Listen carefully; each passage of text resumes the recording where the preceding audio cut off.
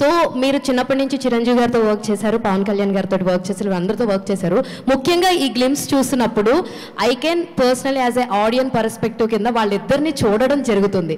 So నిజంగా కొన్ని షార్ట్స్లో పవన్ కళ్యాణ్ గారిని ఎలా ఎలివేట్ చేసి చూపిస్తే ఎలా ఉంటుందని, చిరంజీవి గారి ఐ లుక్ అని అలాంటివన్నీ కనబడుతున్నాయి ఇందులో. సో పర్సనల్గా మీరు యాక్ట్ చేశారు కాబట్టి వాళ్ళతోటి, సో వీళ్ళు యాక్ట్ చేసింది నేను ఇన్బిల్డ్ చేసుకొని చేస్తాను అలా ఏమన్నా ఉన్నాయా?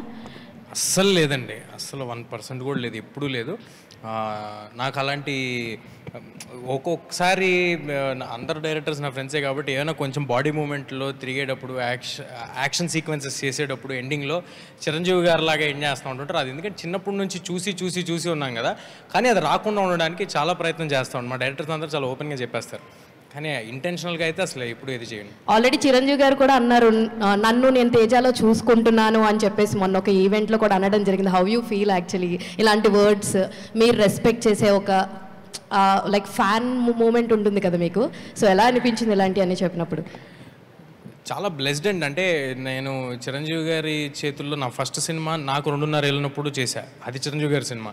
సో లిటరల్గా ఆయన చేతులను ఎత్తుకుని ఆ సినిమాలో చేశారు. అలాంటిది ఆయన ఇవాళ తేజ చేసిన హనుమాను నేను చేసినట్టే ఫీల్ అయ్యాను అని ఆయన ఏదైతే చెప్పారో మీరు మాట్లాడుతుంది, నాకు ఒక ఫుల్ సర్కిల్. ఓకే, మనం బయలుదేరి జర్నీ చాలా కాలం అయింది, చాలా ఏళ్ళు అయిపోయింది, చాలా మధ్యలో చాలా ఎదుర్కొన్నాం, చాలా కష్టాలు. ఒక పాయింట్, ఒక మైల్ స్టోన్ ఉంటుంది చూడండి, ఒక మైల్ స్టోన్ మార్క్ చేసుకోవటం, మన ఆనందంగా మైల్ స్టోన్ మార్క్ చేసుకోవటం, అలాంటి పాయింట్. సో హనుమాన్ తోటి ఆల్ కిడ్స్ అందరూ కూడా సూపర్ హీరో అంటే తేజ సజ్జా అనేస్తున్నారు. And this movie Mirai also kids అందరికీ కూడా సూపర్ హీరో క్యారెక్టర్స్ అంటే తేజ సజ్జా చేస్తారనిపిస్తుంది. So congratulations for that. Thank you అండి, థ్యాంక్ యూ. విశ్వప్రసాద్ గారు.